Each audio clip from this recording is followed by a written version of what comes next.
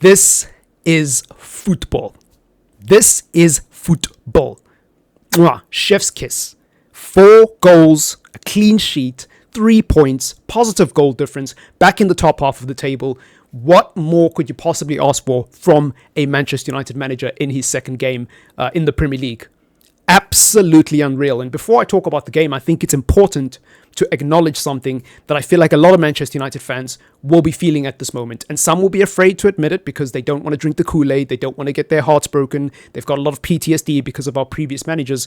But I'm not one of those fans. I'm not afraid to be optimistic about my football club and say that for the first time in a long time, I'm actually enjoying watching Manchester United games of football. And I actually am excited to watch my team play. Even when I don't think we're going to win or I don't think we're going to have a great game, I still am excited at the prospect of us actually having a good game. And today was no different. I didn't think we were going to destroy Everton. I thought it was going to be a chaotic game, if I'm being completely honest, because that's what we typically see from Manchester United against these teams that we should be beating.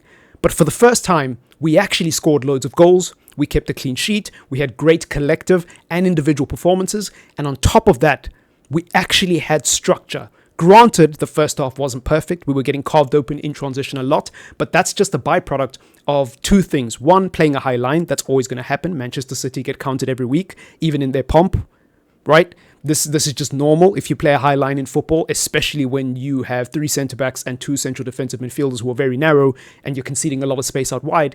It's going to happen. So that's number 1. Number 2, we're playing a new system. So obviously we don't have the profiles and the roles and everything that we need quite figured out yet. So I'm not really bothered with us conceding chances in transition against an Everton team, especially when we are able to recover and make sure that they don't score. Because in terms of clear-cut chances, Everton really didn't have many.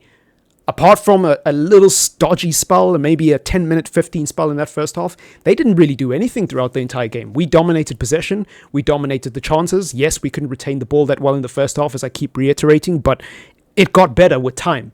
And I think the scoreline reflects that, and I think a lot of those individual performances reflect that. The confidence from some of these players, the boost in confidence is crazy.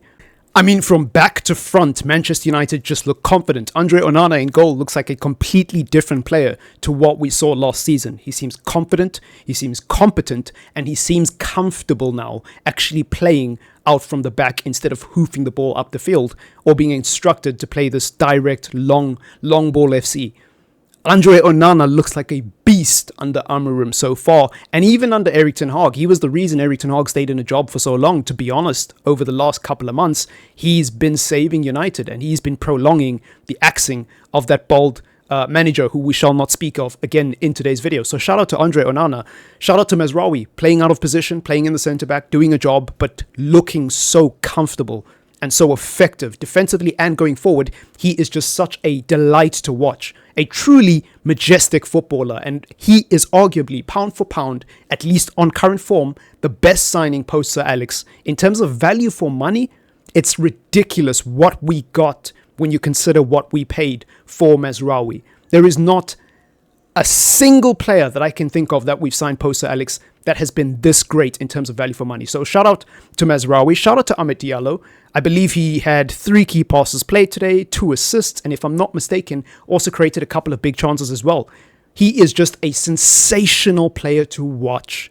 And I can't believe I'm saying this, but wingback might actually be a good fit for him, because not only does he provide the width going forward and the creativity that we need out on that wide side, but he actually is so effective defensively. He works really hard. He tracks back. He understands where he needs to position himself. And he actually, I think today I saw him win the ball a couple of times and actually set up a counter-attack for us. Amad Diallo's skill set is weirdly so suited towards that wing-back position, because when he picks up the ball from deep areas, his first touch, his close ball control is really good, so he's able to navigate out of tight spaces if the opposition are pressing. And then he's also able to play a good pass into space for Rashford or into space for whoever the outlet is up front. He did that a couple of times today where we won the ball really deep, and then Amad Diallo's playing almost on the half turn, and he looks up and immediately spams a ball into Rashford. It was unreal. The versatility and the wide skill set that Amad Diallo brings to the table is crazy. It's actually crazy. It's scary how somebody can be playing in a new position and be this good on the eye and both in terms of the stats, because today he was ridiculous in terms of chance creation. Moving on from him, shout out to Joshua Zirkzee, because I understand the criticism that Joshua Zirkzee has got. I understand some of the points that people are making when they're talking about their concerns surrounding his footballing ability. But honestly, I disagree with a lot of those people, and I think today's performance is a great example of what Joshua Zirkzee can bring to the table. Because forget the goals, forget the chances created, forget all of that stuff. Just look at the basics. Look at how he links up the play. Look at how Manchester United, just in general, are so much better when Joshua Zirkzee plays. I think Rashford is a better player when he plays with Joshua Zirkzee. Why? Because it allows Rashford to run beyond, and be an outlet, run into space, and he has somebody who is selfless and willing to hold up the ball, play on the half turn, and then give him that pass, that long ball into space that he needs. So many times today we saw that, whether it was Diallo or Zirkzee playing that ball into Rashford. And yes, it didn't always come off. We saw Bruno give away the ball a couple of times trying to play it into Rashford.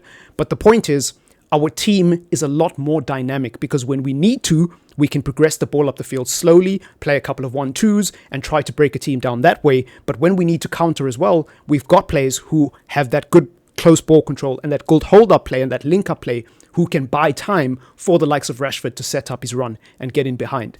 So shout out to Joshua Zirkzee, because I think more than anything, yes, the goals, amazing. Scoring 2 goals with both feet, showing great versatility and great presence in the box. That's great. But I always say, for me as a number 9, this is just a personal thing. You don't have to agree with me, because I know there's a lot of old school people probably watching who say a number 9 should just score goals. For me, I disagree. For me as a number 9, you need to do a lot more than just score goals. And in fact, if you struggle in the goal scoring department, give me something else.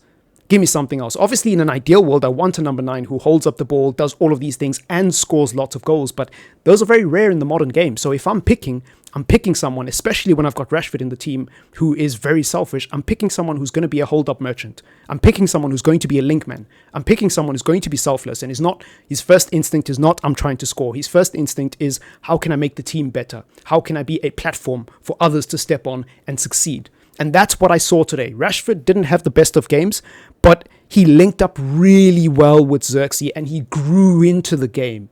I think Rashford's second half was much better than his first half. And I don't think it's just a coincidence. I don't think it's a fluke. I think that this guy is better when he plays with a deep lying forward.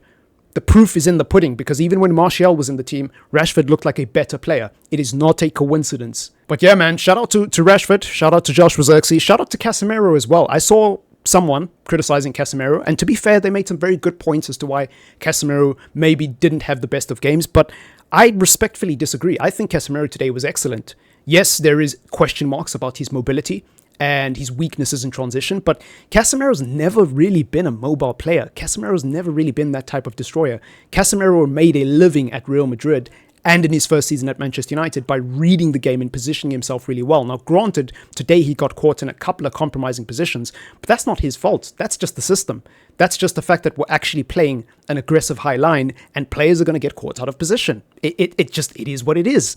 I think Kobbie Mainoo is actually a bigger issue playing in that 6th position than Casemiro, because what Casemiro has, Kobbie Mainoo does not have at all, right? At least Casemiro actually has IQ in terms of positioning himself defensively, and he understands how to read the game, and he can get an interception or two. But Kobbie Mainoo, in addition to not being the most tenacious and the most mobile player, he's also not that great in terms of his positional discipline and his awareness of how to read the game, because he's not a 6. That's not me criticizing Mainoo and saying he's a bad player. That's me saying he's not suitable for the role. And I think that's a bigger issue that we should be focusing on, rather than just piling on to Casemiro again, because we've been down this road before. I keep saying it. You can't judge a fish by its ability to climb a tree. Casemiro's never been a mobile player. So coming on here and talking about how slow he is and how he got caught in transition, I think it's silly. We know this. We know that's Casemiro's weakness. Starting him in the team, we accept that he's going to get caught out, and it's okay, because as long as the players around him offer that protection, we'll be fine. The proof is in the pudding. We didn't concede a goal today, and even when Everton did catch Casemiro off guard, they never actually got into positions where you thought, okay, that is a clear-cut opportunity. Like if any other team has that opportunity against us, they're burying it. I didn't feel like that at all with Everton. Maybe a couple of chances, but no more than 1 or 2. Genuinely speaking, I thought Everton were toothless today. So all their half chances in transition don't really mean anything to me as far as I'm concerned. So Shout out to Casemiro. I just wanted to point that out. I thought he was okay today.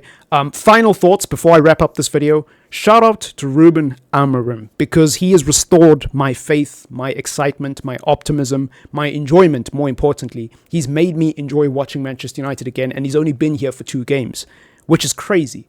I love the fact that he's sticking to this 3-4-3 system. I don't agree with all the pundits and the so-called experts who are claiming that Manchester United can't play in a back 3, because a back 3 doesn't work in the Premier League apparently, even though basically every team builds up in a 3. If you watch Man City play, you watch Chelsea play, watch any team play, every team in some form or capacity plays with a 3 when they're in possession. So this nonsense that a 3 at the back doesn't work is crazy to me. So shout out to Ruben Amorim for sticking to it, and I hope he sticks through the system, even when results start to go downhill. Even when Manchester United go through a bit of a dip in form, which is inevitable after the new manager bounce fades, I hope that Ruben Amorim looks at the medium to long term and doesn't revert back to a 4-2-3-1 with long ball FC settings again. I can't do it. I can't do it. We've suffered too much. We've suffered way too much. Under Jose, under Ten Hag, under Oli, the counter-attacking football needs to end. I don't mind us playing on the counter as part of our style of play, but it can't be the only thing we rely on. We need to be able to retain the ball, sustain periods of dominance throughout the game, and adapt our play style based on the opposition, and not just be hoofball FC, basically relying on the same thing against every single opposition. It's honestly, it needs to end. And Amorim makes me believe that it will end, or that it has come to an end. So, shout out to him. I can't be happier with this game. Let me know what you think in the comments down below. Leave a like on the video if you want to support the channel, and sub to the channel.